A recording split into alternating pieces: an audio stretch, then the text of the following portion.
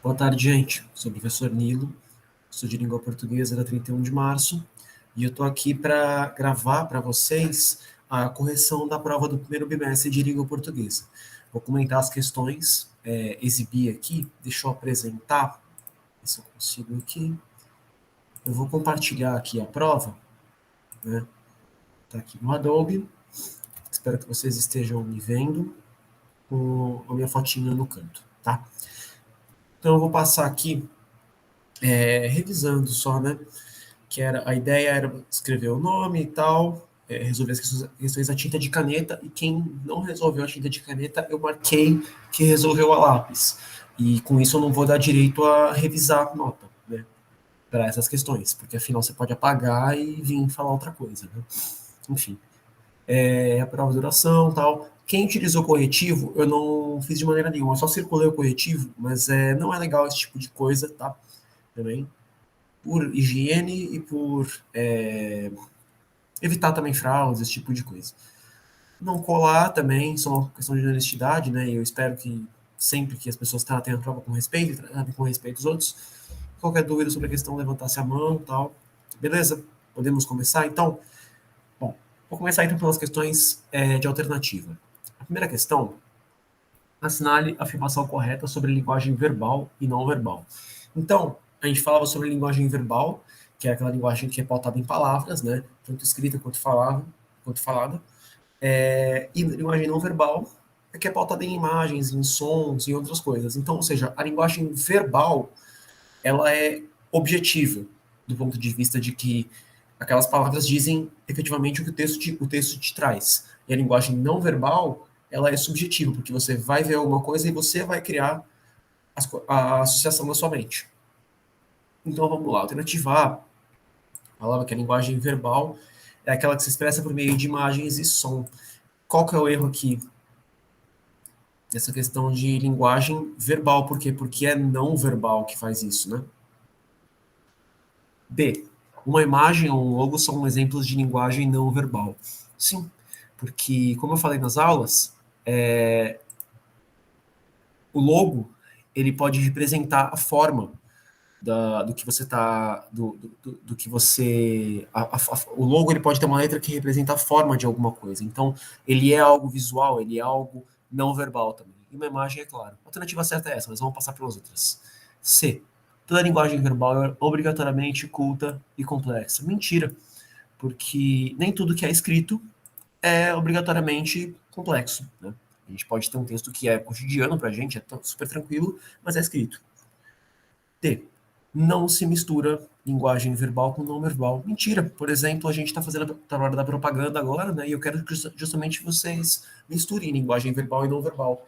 Eu exigi que, para a nota completa do trabalho, existisse uma linguagem verbal e uma linguagem não verbal, né? Porque isso se associa. Não é só o único gênero textual, mas enfim.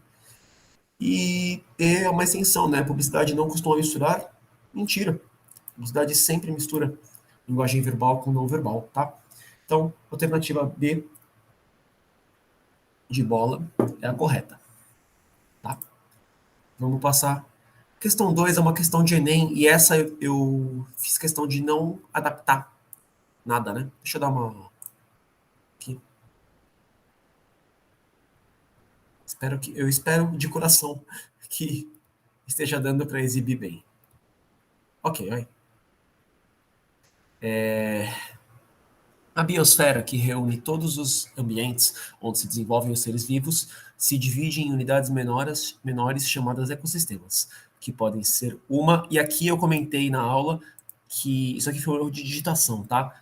Era para ser em múltiplos, e saiu tem, mas ok.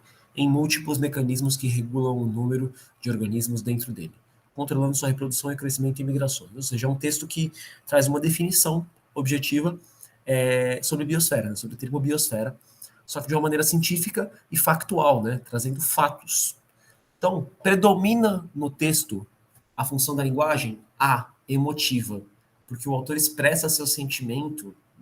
Não, não tem sentimento, é uma coisa totalmente impessoal, né? Eu vou grifar aqui essas partes que estiverem erradas na questão, tá bom? Então, expressar seu sentimento em relação à ecologia, nada a ver. Essa questão é do Enem mesmo, tá? Eu não adaptei nada. B, fática, porque o texto testa o funcionamento do canal de comunicação. O que é o canal de comunicação? É o meio onde ocorre a comunicação. Por acaso o texto está testando se você está ouvindo ele, está testando, está te direcionando a conversa? Não, então nada a ver. C, poética, porque o texto chama atenção para as figuras de linguagem. Não porque quando a gente tem um texto informativo, o objetivo não é a gente usar figuras de linguagem, e sim informar o leitor. Não é o caso de ter figuras de linguagem aqui, tá? D, conativa, porque o texto procura ordenar comportamentos do leitor. O texto não está ordenando nada, não está direcionando o leitor para fazer nem nada, né? Então, também não pode ser essa. Aqui sobrou D, E, referencial, porque o texto trata de noções e informações conceituais, ou seja, ele está definindo de maneira conceitual e de maneira impessoal e imparcial, sem emitir a opinião dele, sem dar uma ordem, sem testar canal de comunicação, o termo biosfera, e está definindo com fatos, com argumentos. Isso é a função referencial. Quando você tem uma referência, quando você tem um conteúdo que você vai usar dele para passar a sua mensagem. O foco, então, na função referencial é a própria mensagem, é o assunto, né? E se encaixa aqui na alternativa E de elefante. Tá bom? Vamos para a questão 3. Deixa eu dar um zoomzinho aqui, que ela é pequena. 3. Qual das frases abaixo não possui marcas informais da linguagem? E eu deixei bem evidente esse não. De propósito, porque eu queria ver se vocês também tinham a capacidade de, quando você vê esse tipo de alternativa aqui, ao invés de terem 4 erradas e uma certa, se tem 4 certas e uma errada, vai. 4 que estão de acordo e uma que foge, né? Enfim, é uma espécie de pegadinha aí, e muita gente caiu, na verdade, mas vamos lá. Então a gente tem que achar aqui não possui marcas informais. O que são marcas informais? São exemplos de informalidade. Então, informalidade a gente vê em coisas do dia a dia, em figuras de linguagem, por exemplo, ou em desvios da gramática, né? Então, formas verbais ou formas de alguma forma que não se encaixe na norma gramatical, tá? Então, são coisas que a gente não espera ver na linguagem formal. Tá? Eu tenho que achar aqui não possui marcas informais, ou seja, aqui está na linguagem adequadamente formal. A. Doeu muito a injeção que eu levei. A palavra doeu está de acordo com a gramática. Muito também é uma palavra que é de acordo com a gramática. Injeção aqui não está em nenhum sentido fora. E levar no sentido de ser cobaia, tomar alguma coisa, né? De você ser paciente de alguma coisa. Até aqui não tem nada fora, mas vamos analisar as outras e ver qual que é o erro que possa ter. B. Fui na casa da Mariana porque estava rolando uma festa. Aqui a gente vê uma marca de informalidade, porque a festa não sai rolando como sai rolando uma roda, né? Esse rolando, no sentido de que está acontecendo, é informal. A gente assume esse significado, mas não quer dizer que todos os falantes da língua portuguesa assumem. Portanto, isso é informal. C. O Felipe ficou babando. A gente tem aqui 2 pontos, né? Esse ficou, que é uma forma verbal que não é gramatical, e babando, porque não é literalmente que ele ficou. Essa pessoa ficou literalmente soltando saliva em cima dessa outra pessoa, né? Esse babando tem outro sentido.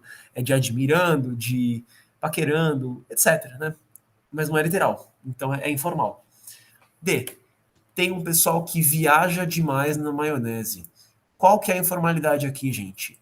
Apesar da gente não ter nenhum termo que também foge gramaticalmente, viajar na maionese é uma coisa informal, é uma gíria, né, que a gente usa no dia a dia. É como você se dissipar, você fugir muito do tema. Isso é viajar na maionese. Não é literalmente você pegar e entrar num ônibus e ir em direção a uma maionese. Tá? Isso é totalmente informal. E essa última letra E aí, brother, como você tá? Bom, C já é informal, tá também é uma forma reduzida, né? Já é informal. Esse I a E também é um comprimento totalmente informal. Bom, essa aqui é praticamente toda informal, né? Então só nos resta a alternativa A mesmo. Doeu muito a injeção que eu levei, porque não traz nenhuma marca de informalidade, né? Então é a única correta, a alternativa A de amor. Essa aqui também é um pouquinho maior, mas essa aqui bastante gente acertou, na verdade. Tá? Essa aqui eu adaptei um pouquinho do Enem, da edição do Enem.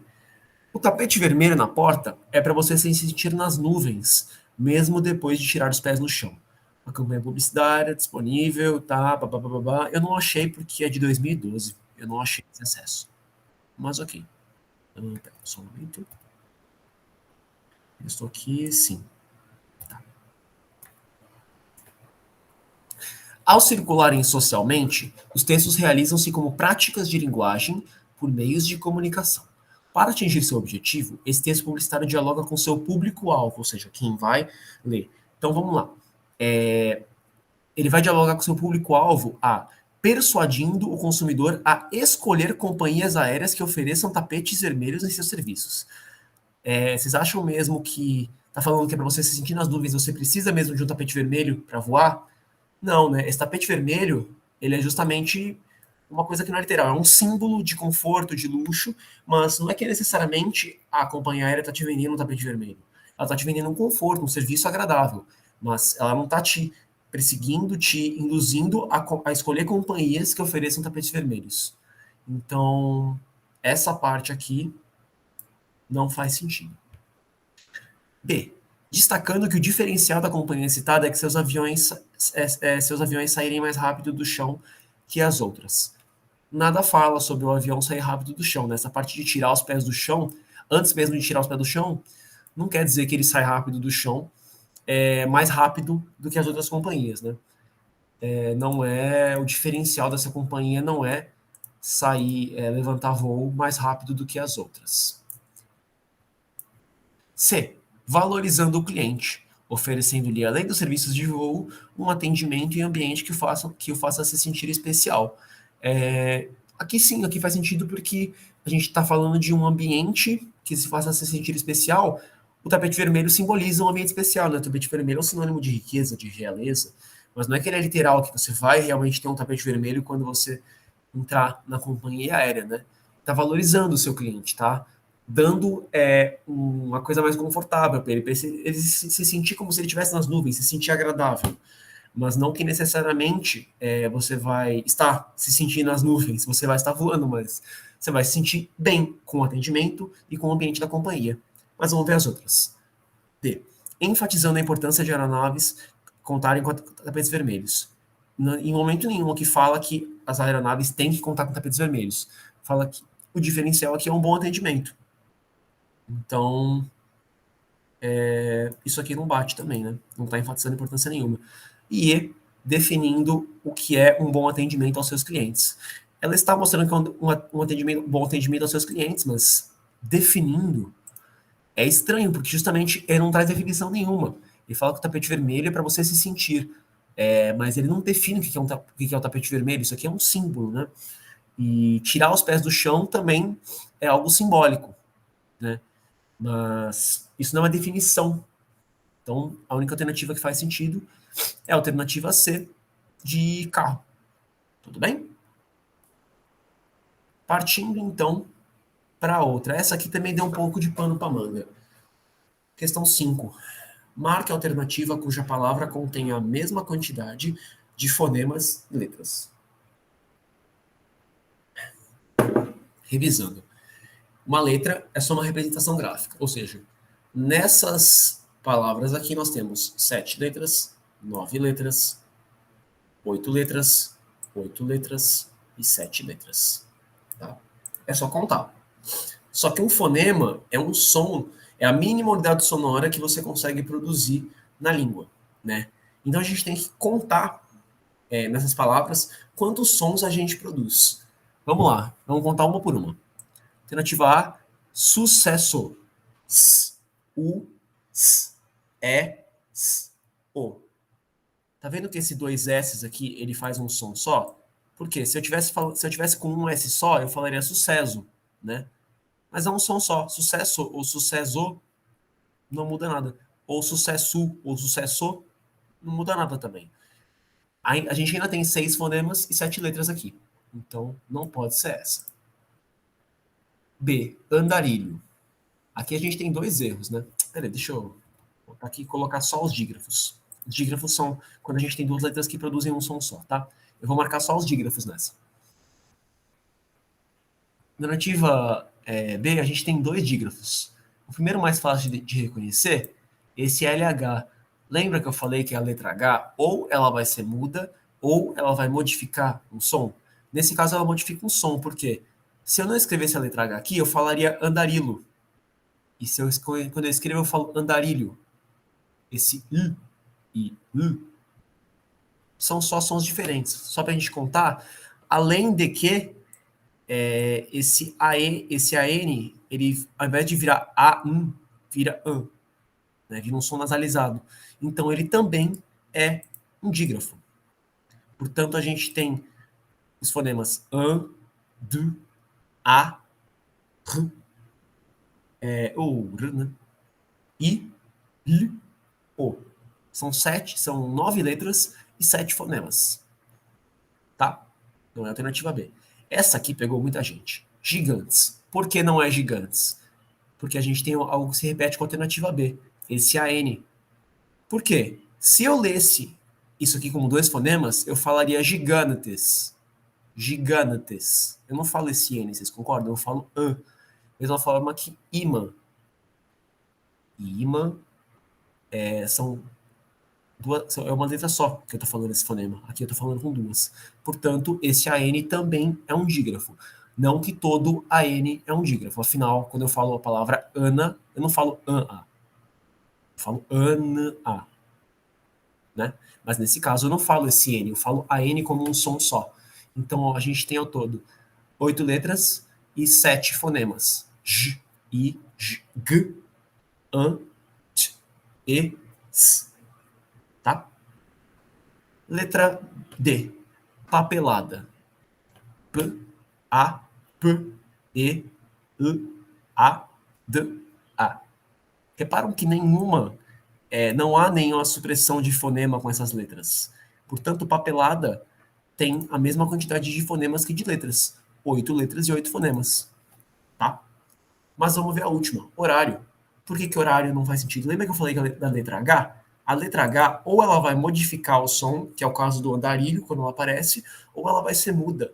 Ou seja, se eu falasse horário sem esse H, eu falaria horário. E se eu falasse horário com o H, eu falaria horário, não é verdade? Então, nenhuma palavra que que começa com H na língua portuguesa tem som do H. Né? Não é que nem no inglês, que ao invés de falar hospital, eles falam hospital. Né? O H não tem som na língua portuguesa. Ou ele modifica um som, ou ele é mudo. Portanto, a gente tem ao todo 7 letras e 6 fonemas. O, R, A, R, I, U. A gente acaba... Seria o O, né? Mas a gente fala U no final. Enfim, são 7 letras e 6 fonemas. Alternativa certa, D de dado. Tudo bem? Essa aqui também, a letra 6, a questão 6, era para a gente classificar de acordo com a sílaba tônica as palavras. Revisando. A sílaba tônica é a sílaba que a gente fala com mais intensidade na palavra. Toda palavra vai ter uma sílaba. Eu vou separar essas palavras em sílabas e a gente vai classificar de acordo com qual é a sílaba mais forte. Eu vou dar uma simulação de como ela seria nos 3 casos, tá? Se for possível, tá? Então vamos lá. Só para a gente explicar, uma palavra é oxítona quando a última sílaba é a sílaba tônica. É o caso, por exemplo, de abajur, café, insatisfação, gestor, sei lá, as palavras. Uma palavra é paroxítona quando é a penúltima sílaba. É o caso, por exemplo, de seguro, de trabalho, de confortável, de saúde, sei lá, sobra alguma sílaba, né, depois da mais forte. E no caso das proparoxítonas, é a antepenúltima sílaba, ou seja, sobram 2 sílabas. É o caso, por exemplo, de palavras como hábito, de palavras como... eu estou olhando aqui que tem uma lousa aqui na minha frente. Vamos ver. Tá. Mas a gente vai chegar lá. Periódico. Tá vendo? Sobram 2 sílabas. Ódico. Hábito. Psicólogo. Sobram 2 sílabas. Eu estou olhando numa lousa aqui, que no caso eu estou num quarto aqui, tem uma lousa na minha frente, estou olhando palavras. Que nem eu faço na sala, fico olhando ali as palavras, tá? Então vocês não tem que pensar por primeira, segunda, terceira, porque independente da quantidade de sílabas, você tem que pensar que oxítona é a última sílaba, paroxítona é a penúltima e proparoxítona é a antepenúltima. Ou seja, não vai caber a classificação de proparoxítona quando a palavra tiver 2 sílabas, porque não tem como ter antepenúltima se ela tiver só. Não tem como ter a terceira, a última, se ela só tiver 2. Faz sentido? Mas vamos lá. Erroneamente. A gente tem erroneamente. 5 sílabas. Se ela fosse proparoxítona, seria erroneamente. Se ela fosse paroxítona, seria erroneamente. E se ela fosse oxítona, seria erroneamente, ou erroneamente. Nesse caso, ela é paroxítona. Né? Açúcar. Se ela fosse proparoxítona, seria açúcar. Se ela fosse paroxítona, seria açúcar. E se ela fosse oxítona, seria açúcar. Eu vou tentar sublinhar as sílabas aqui de alguma forma. Então, ela é paroxítona. C. Javali. Se ela fosse proparoxítona, seria javali. Se ela fosse paroxítona, seria... Oh, caramba. Javali? Seria javali. Ou javali. E se ela fosse oxítona, seria javali. Então, ela é oxítona. D. Não cabe falar proparoxítona aqui, porque ela só tem 2 sílabas. Se ela for paroxítona, seria tabu. E se ela fosse oxítona, seria tabu, que é o caso de tabu, então ela é oxítona. E. Também só tem 2 sílabas. Então só pode ser sóton, se ela for paroxítona, ou sóton, se ela for oxítona. Então ela é paroxítona, né? F. Magnânimo. A gente tem uma magnânimo, 4 sílabas. Se ela for proparoxítona, a gente vai falar essa sílaba aqui, magnânimo. Se ela for paroxítona, a gente vai falar magnânimo. E se ela for oxítona, a gente vai falar magnânimo ou magnânimo. Ela é proparoxítona. G. Aipim. Se ela fosse oxítona, seria... Se ela fosse proparoxítona, seria aipim. Se ela fosse paroxítona, seria aipim. E se ela fosse oxítona, seria aipim. Ela é oxítona. H. Se ela fosse paroxítona, seria órgão. E se ela fosse oxítona, seria órgão. Então ela é paroxítona. I. Câmera. Se fosse proparoxítona, seria câmera. Se fosse paroxítona, seria câmera ou câmera. E se ela fosse oxítona, seria câmera ou câmera. Então, no caso, ela é proparoxítona. E J, se ela fosse... Nós temos 4 sílabas aqui. Se ela for proparoxítona, seria borboleta ou borboleta. Se ela for paroxítona, seria borboleta. E se ela fosse oxítona, seria borboleta ou borboletã. Então, no caso, ela é paroxítona. Então, eu dei essa liberdade só para facilitar o tempo de vocês. Seria, então, se fosse nas letras B, B, A, B, C, A, B, C, B.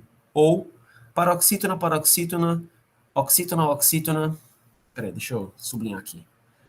Paroxítona, paroxítona, oxítona, oxítona, paroxítona, proparoxítona, oxítona, paroxítona, proparoxítona e paroxítona. Percebe como as paroxítonas são maioria na língua, né? Tudo bem? Esse aqui valia, cada item valia 2, né? Então, total, se acertassem as 10, seriam 2 pontos.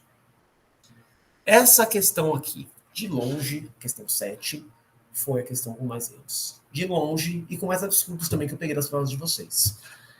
Essa questão é uma questão de múltipla escolha da prova da Convest, da Unicamp, que eu adaptei para fazer uma questão de dissertativo. Leia o texto a seguir, publicado no Instagram, em um livro do poeta João Dordelin, ou Dordelin. Okay. Só porque está falando que é um poeta, calma lá, não quer dizer que é linguagem poética, tá? Estrela, substantivo feminino. Isso aqui quer dizer, né? É quem, feito catapora, se multiplicou no céu, diria Carpinejar. São as manchas que o universo não tem vergonha de mostrar. São as pintas nas suas costas e as sardas no seu rosto. São as memórias de quem já partiu. É onde escreve o destino. É o brilho particular que algumas pessoas carregam no olhar. E aí tá falando aqui o livro dele, né, tal. Ou seja, a gente tem como se fosse um dicionário, né? Tá falando que é um substantivo feminino e dá alguns sentidos para essa palavra, estrela. Não são sentidos tão literais, né? Mas enfim, sentidos segundo o autor da palavra estrela. Na questão A, eu estou pedindo aqui, segundo a definição do autor, a palavra estrela tem um significado único. Se não, cite pelo menos um. Muita gente esqueceu disso aqui. Se a palavra estrela tem um significado único, que era para você me responder se sim ou não. E a resposta correta é não. Olha aqui, ela tem 6 significados. É quem, feito catapora, blá blá blá. São as manchas que o universo, blá blá blá. São as pintas, blá blá blá. São as memórias, blá blá blá. É onde o escreve, blá blá blá. E é o brilho, blá blá blá. São 6 definições. Eu queria que vocês falassem não. E citassem pelo menos uma. A gente até que citou mais de uma. Eu considerei se citasse uma, tá bom. Então não adiantava muito também falar não, catapora. Por quê? Porque isso não está completo. É quem feito catapora se multiplicou no céu, diria Carpinejar. Ou seja, quero que vocês me citassem, vocês me copiassem essa passagem do texto. Seria uma frase, gente, não ia cair a mão, tá? Então, eu só considerei a resposta completa, valendo 0,8, afinal nós temos duas questões, cada uma valendo 0,8, eu só considerei a resposta completa para quem entendeu essas duas ordens. Se ela tem um significado único, sim ou não, no caso é não, e para quem citou pelo menos um significado, tá? E B. Essa aqui também foi acho que, a campeã de absurdos. Verbetes de dicionário tem como função explicar a língua usando ela mesma. Qual a função da linguagem é predominante nos dicionários e nesse texto mostrado? Primeiramente, não tem nada a ver com formal ou informal, não tem nada a ver com verbal ou não verbal, tá? A linguagem é verbal porque ela é botada em palavras. E nesse caso ela é informal porque ela vai ter sentidos que não são tão literais, né? Ela vai viajar um pouco nos sentidos. Mas ainda assim, tem uma linguagem que é formal. Assim, não cabe muito essa discussão, porque a gente tem, por exemplo, quem feito catapora. Uma estrela é quem é uma catapora. Isso não é formal, mas ao mesmo tempo a modalidade de escrita aqui é formal. Não, acho que não tem nada que foge muito da norma padrão. Então é mais formal aqui, vai. Mas enfim, não cabe essa classificação de formal não formal. Então quem chutou falando formal não formal e verbal não verbal tem nada a ver. Era para a gente falar de funções da linguagem, que são 6: poética, metalinguística, referencial, fática, conativa e emotiva. Quem chutou metalinguística acertou. Por que metalinguística? Porque a gente está trabalhando a própria linguagem, a gente está trabalhando a própria língua portuguesa usando um código, que é o código do dicionário. Né? Quando você procura no dicionário, você vê uma palavra grafada falando o que ela é, a classe de palavra dela, a gente vai ver isso esse ano, e dando definições dela. Ou seja, a gente está trabalhando a língua usando ela mesma. É uma metalinguagem, é uma linguagem que aborda nela mesma, tá? Quem falou de metalinguagem, de função que aborda a própria linguagem, conseguiu. Era isso que eu esperava. Era realmente isso que eu esperava, tá? Mas eu acho que... Eu acho não, né? Textos muitas vezes não tratam só uma função da linguagem. Então, quem falou que é poética, eu também considerei alguma coisa. Afinal, a gente está tendo uma linguagem que também tem palavras selecionadas, então a estrela se multiplicar, né? Eu estou citando Carpinejar, Fabrício Carpinejar, é um poeta. Então, essa parte do brilho particular que algumas pessoas carregam no olhar tem uma rima e tem um trabalho das palavras que foca também um pouco na beleza do texto, nas palavras em si. Então, tem a ver um poético, mas o formato aqui é de um dicionário, é de explicar a própria língua. Então, que predomina como eu estou dizendo aqui, predominante nos dicionários é a metalinguística. Afinal, o dicionário não está lá para escrever bonito, e está sim para definir a língua. Tá bom? Essa aqui foi, de longe, a que mais teve erros. Tá? De longe. Eu não estou marcando, não estou considerando as questões alternativas. Tá? Essa aqui foi, de longe, a que mais teve erros. Mas, enfim, tudo bem. E por último, a questão 8, que, surpreendentemente, bastante gente foi bem. Acho que ninguém praticamente zerou essa questão. Tá? É uma questão do Chico Bento. Deixa eu dar um zoomzinho aqui, pra gente poder ler. A tirinha do Maurício de Souza. Acho que agora dá para ler bem, né? E responda as questões, ou seja, cada uma valia 0,8 também. E eu já adianto que na próxima prova, uma questão inteira de escrever não vai valer a mesma coisa que uma questão alternativa, tá? Já adianto isso. Mas enfim. Vou ler com o sotaque deles, tá? As nuvens faz umas forma tão bonita. Forma de passarinho, coração, elefante. Ah, desculpa, gente, eu não consigo ler esse R, R, assim, mas ok. E aquela ali, Chico, que forma que tem? De chuva. Ele sai correndo, né? Tá chovendo. Ou seja, o humor da tirinha é que eles estão admirando ali a beleza das nuvens e tal, só que ao mesmo tempo uma ela é tão real que tem cara de chuva mesmo, né? De que vai chover. Aí o Chico Bento sai correndo e a Rosinha vai se molhar se ela ficar ali, né? Rosinha é essa menina e Chico Bento é esse menino. Acho que nenhuma novidade, né? Vamos analisar então as perguntas. Ah, Chico Bento e Rosinha são personagens que falam de uma maneira caipira. Isso pode ser considerado linguagem formal ou informal? Por quê? Duas perguntas, então. Isso pode ser formal ou informal? Por quê? Ou seja, quem me respondeu uma e não respondeu outra, não vai tirar no máximo o meio certo. Bom, a resposta é informal. É informal. Ponto. Se isso é um dialeto caipira que foge do português padrão, por quê, né?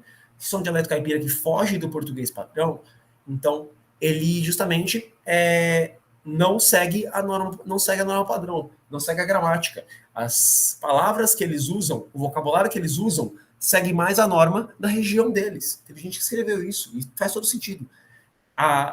Privilegia a norma que eles usam na região deles, a norma que eles usam, a regra que eles usam, a comunicação que eles usam na região deles, a região caipira, ao invés de padronizar o português, ao invés de priorizar o português padrão, que é o divulgado e ensinado nas escolas.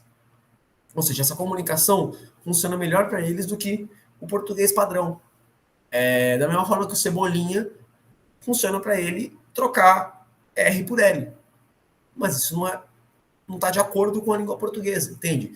Por isso que a gente fala que o Cebolinha fala errado. Quem escreveu que tá palavras erradas, eu dei certo, mas eu não quero que vocês pensem que falar assim é falar errado. Porque, gente, as pessoas se comunicam e a língua muda de acordo com a região que elas estão e de acordo com o tempo que elas estão. Ou seja, vocês falam de uma maneira diferente que os avós de vocês. E ninguém fala certo ou errado. Vocês falam de acordo com a situação que vocês se incluem. E se todo mundo se entende, a comunicação funciona. Você não precisa padronizar o português de todo mundo. Ele tem que haver um padrão para justamente a gente conseguir ensinar o português nas escolas. Né? A gente não tem como ensinar a norma do Chico Bento, a norma do Cebolinha, a norma de Campinas, a norma de... Não tem como. A gente tem que ter um padrão para ensinar. Mas a gente não pode considerar outros padrões ou outras normas ou outras regras como erradas, tá? Então não pensem assim que falar errado. Você está falando errado de acordo com a gramática, mas você não está falando errado se as pessoas estão te entendendo e estão conversando com você assim. É uma situação de conversa normal, tá? Então eu fiz questão de escrever que não pensem como errado, tá? Mas pensem como não é gramatical, como não segue a norma padrão, não segue a gramática, o que faz mais sentido na região deles e por aí vai, tá bom? Tá bem? Então isso é uma questão um pouco ideológica aí também, tem a ver. Eu estou problematizando um pouquinho, sim, mas enfim, não pensem que todo mundo que fala com desvios assim fala errado, porque isso também é uma maneira muito elitista da gente excluir as pessoas, porque às vezes as pessoas se comunicam bem, têm outras habilidades que a linguagem não é a principal, e você vai resumir elas como burras, porque elas não se comunicam perfeitamente, de acordo com uma língua que na prática não é todo mundo, não é artificial essa linguagem padrão. Desculpa a mega reflexão em cima dessa questão, mas eu não quero que pensem que isso é errado ou certo, tá?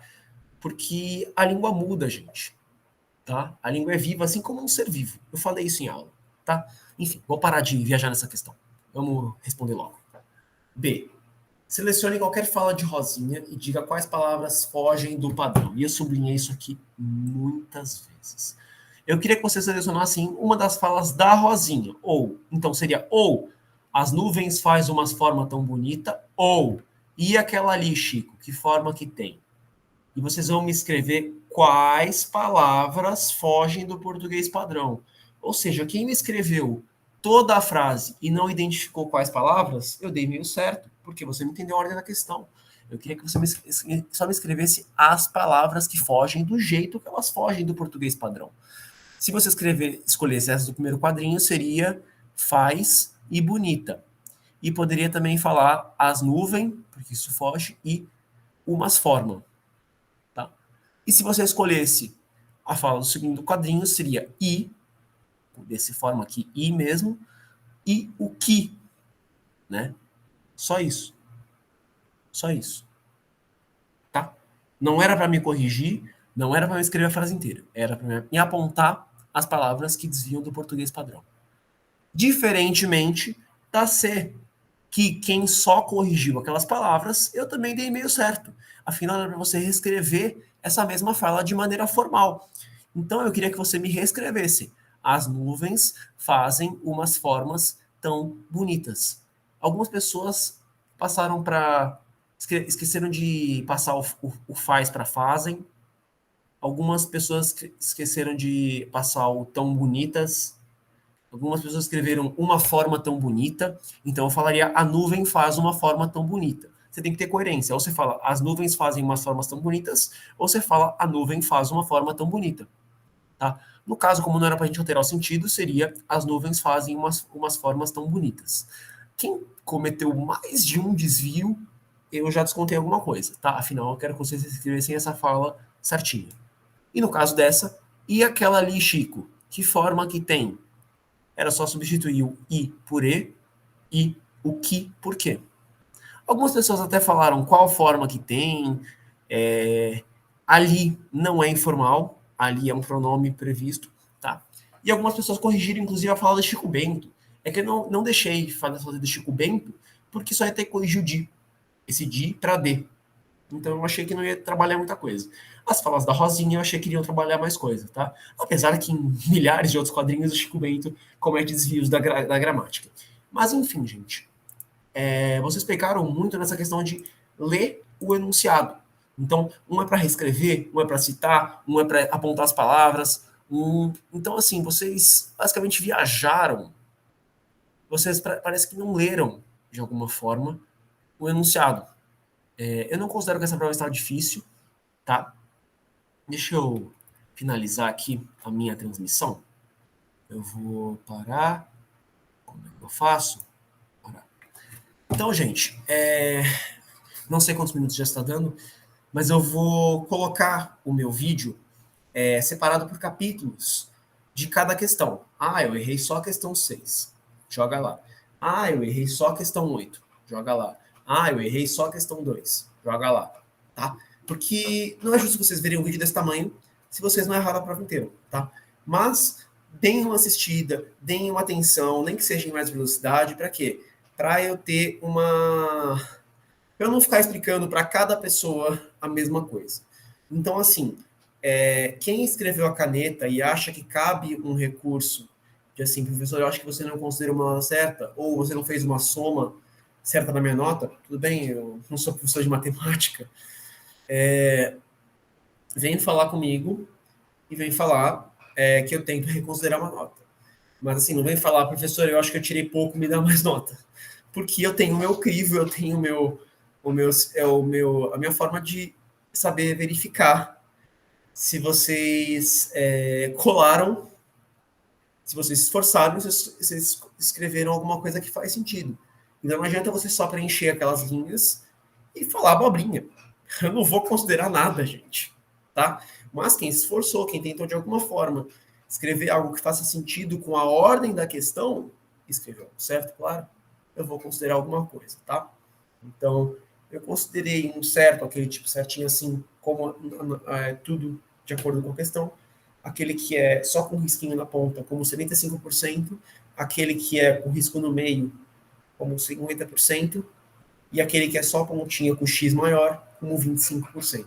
E o X como 0%, tá? Qualquer dúvida. E quando eu fiz os 2 tracinhos, é porque a pessoa não respondeu. Só para ela não falar que ela escreveu alguma coisa depois e vir me cobrar nota, tá? Então, gente, eu anotei as pessoas que me atrapalharam na aula, durante a prova, e eu vou, sim, dar um desconto para elas, de nota. Mas, caso vocês se sentem no direito, né, claro, de reivindicar mais nota, não tenham medo de falar comigo, eu sou uma pessoa acessível, tá? Tanto que estou gravando isso fora do meu expediente, e eu espero ter ajudado vocês. Um bom final de semana para vocês. A prova será entregue na próxima aula, na terça-feira, tá? E vocês estão totalmente abertos a tirar dúvidas e tudo mais, tá? Mas eu peço colaboração e atenção na minha explicação, porque eu não sou obrigado a ficar explicando para 90 pessoas, uma por uma, a mesma coisa. Por isso que eu estou gravando esse vídeo, tá? Então, gente, um bom final de semana para vocês. Espero que estejam bem e um bom final de semestre. Obrigado.